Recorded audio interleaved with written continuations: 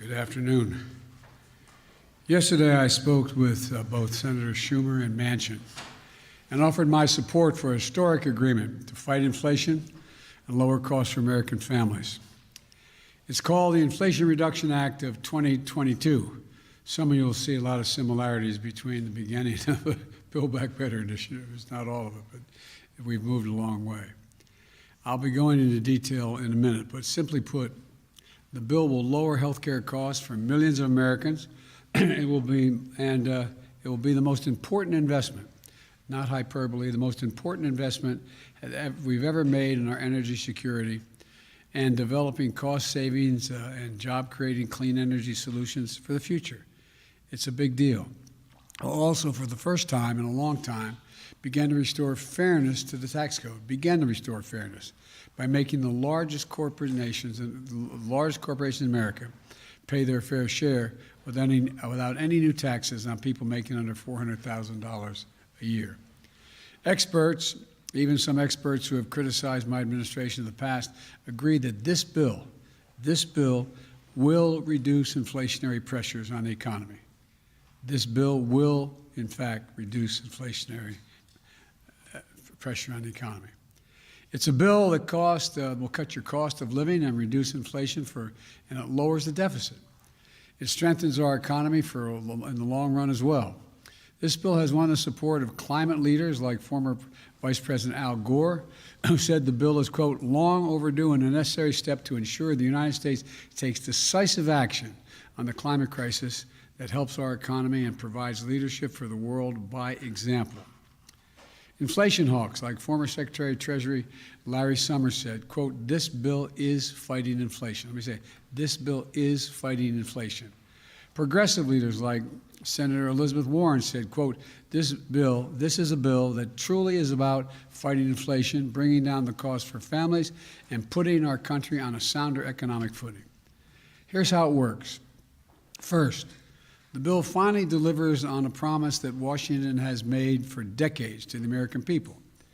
We're giving Medicare the power to negotiate for lower prescription drug prices, which means seniors and consumers will pay less for their prescription drugs.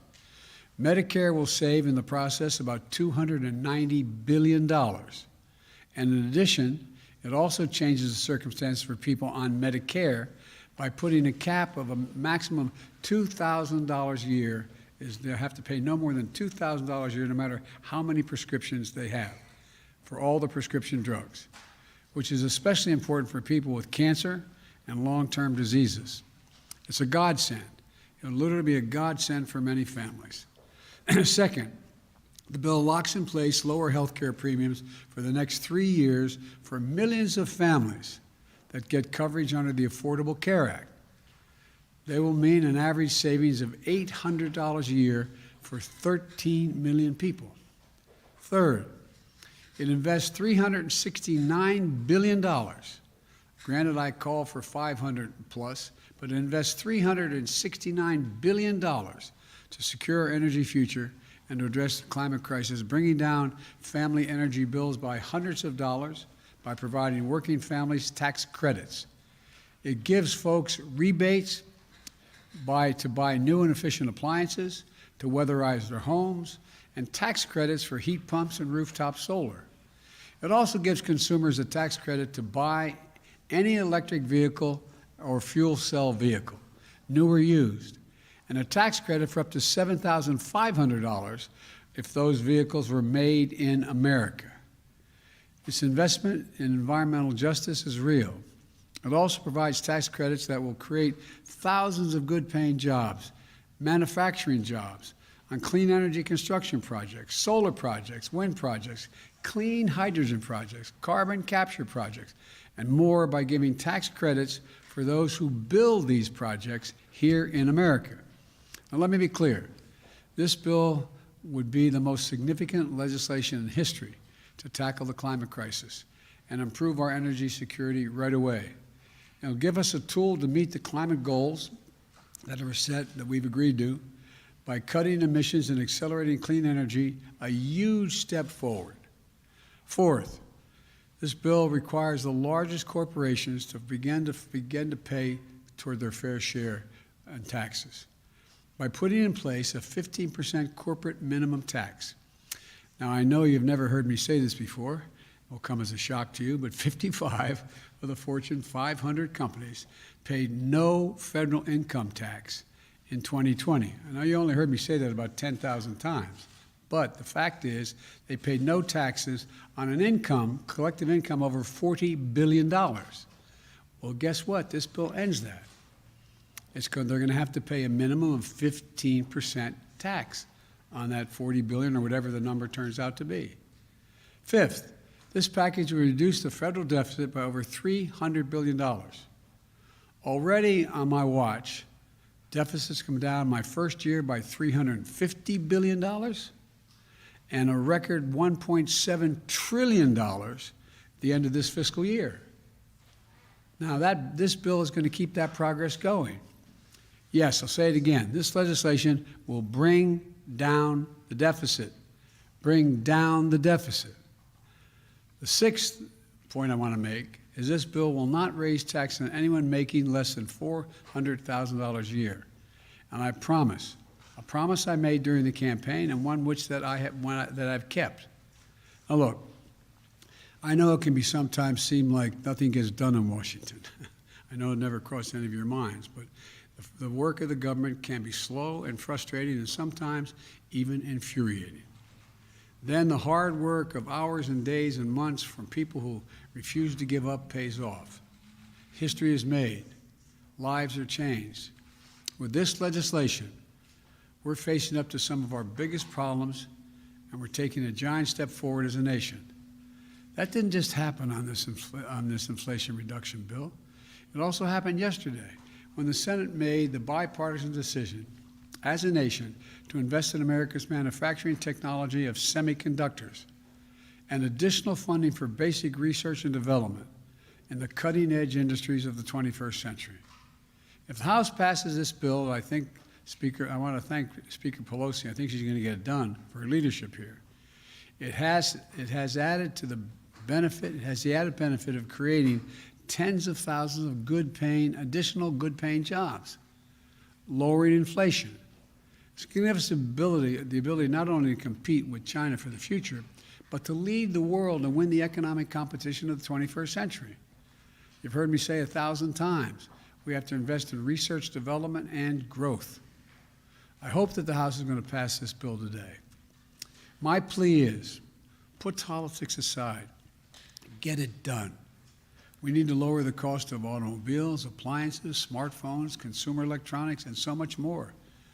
And you can't do it. All of these things are powered. Almost everything in our lives is powered by these semiconductors and tiny computer chips the size of a fingernail tip. Look, we should pass this today and get moving. I know the compromise on the inflation bill doesn't include everything that I've been pushing for since I got to office. For example, I'm going to keep fighting in the future to bring down the cost of things for working families and middle-class families that matter by providing for affordable and accessible things like affordable child care, affordable elder care, preschool, the cost of preschool, housing, keeping students with helping students with the cost of college, closing the health care coverage gap. You know, that's a fancy way of saying the health care coverage gap. Expanding Medicaid in states that refuse to do it, and more. Look, this bill is far from perfect. It's a compromise. But it's often how progress is made, by compromises. And the fact is that my message to Congress is this. This is the strongest bill you can pass to lower inflation, cut the deficit, reduce health care costs, tackle the climate crisis, and promote energy security, all the time while reducing the burdens facing working class and middle class families. So pass it. Pass it for the American people. Pass it for America. I'll have more to say in this later. Now I want to thank Leader Schumer and Manchin, Joe Manchin, Senator Manchin, for the extraordinary effort that it took to reach this result. Thank you. And let me speak to one other issue. The GDP, and whether or not we are in a recession. both Chairman Powell and many of the significant banking personnel and economists say we're not in a recession. But let me just give you what the facts are in terms of the state of the economy. Number one, we have a record job market of record unemployment of 3.6% today. We've created 9 million new jobs so far, just since I became president. Businesses are investing in America at record rates, Foreign business like SK and others are investing in America, hundreds of millions and trillions of dollars, sum total. $100 billion in semiconductor investments already announced by Intel, Samsung, and Texas Instruments. More than $100 billion in electric vehicle battery investments by Ford, General Motors, Hyundai, Tesla, and more. And just last week, as I said, SK Corporation of the Republic of Korea announced $22 billion in new investment in semiconductor batteries, chargers, and medical devices, creating another 16,000 jobs here in America. And this is powering the strongest rebound in American manufacturing in over 3 decades, creating 613,000 manufacturing jobs. Passing the CHIPS bill is going to put another $72 billion for incentives and tax credits to expand semiconductor production. And the Inflation Reduction Act will add another $370 billion in clean energy tax credits in reconciliation, including incentives to accelerate domestic production of solar panels, wind turbines, batteries, and critical materials processing. That doesn't sound like a recession to me. Thank you very much.